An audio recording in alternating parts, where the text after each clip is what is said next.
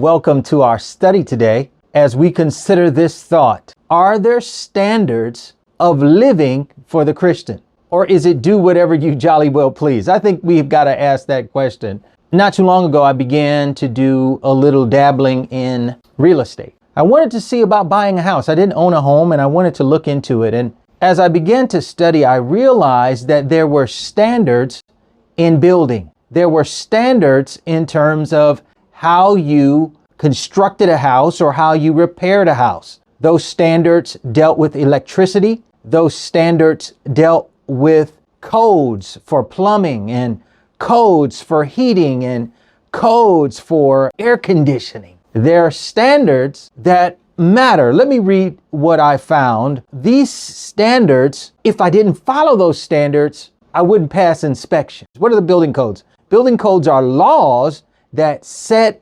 minimum requirements for how structural systems should be designed and constructed. There are building standards. When I joined the military 27 years ago, I discovered that there are standards in the military. There's standards for dress, standards for how you march. And if you're not following those standards, you're either out of compliance with command instruction for marching, drill and ceremony. You're out of compliance and out of uniform if you don't dress according to those standards. You can't make it up. You can't just do whatever you want. There are laws, there are codes of conduct, behavior, decorum that are required for those in the military. In fact, if you drink while you're on deployment, if you use drugs while you're on deployment, if you party while you're on deployment, you violate a code of conduct, General Order Number 1, and you're likely, if found out or if caught, to be court-martialed. If the military has standards and codes of conduct by which soldiers must operate, you've got to ask the question, does the Christian also have a standard, a code of conduct, boundaries by how they should dress, boundaries by what they should put in their bodies, boundaries by how they behave, boundaries on how a Christian, a believer, a Bible follower should conduct themselves. So we have construction and building and real estate. We have the military. Did you also know that if you go for a job interview, there are also codes of behavior and conduct? You can't sexually harass and say anything to anybody. There may be dress standards for the office, boundaries, almost in every major category. I get the feeling today in this modern society that there are people who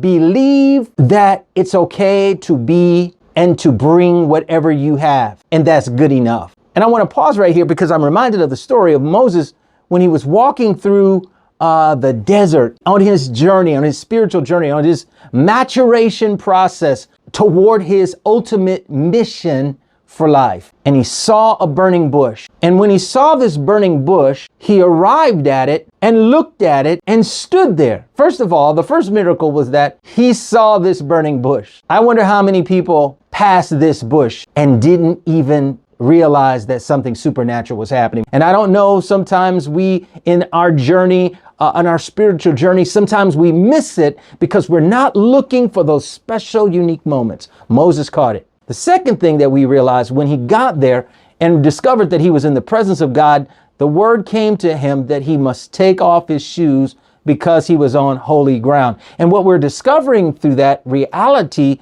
is that there are boundaries, there are codes that you have to follow when you're in the presence of holiness. There's a standard of living. There's a standard of behavior. There are things that you can wear and can't wear, things you put on or take off when you are in the presence of holiness. I hope somebody's following me. Somebody's getting it. So there are standards for building, standards for business, standards in the military. Does God have standards? And we have to ask that question. Is his law a standard? His law of love, his law of liberty, his law of forgiveness, his law of judgment. Is it a standard?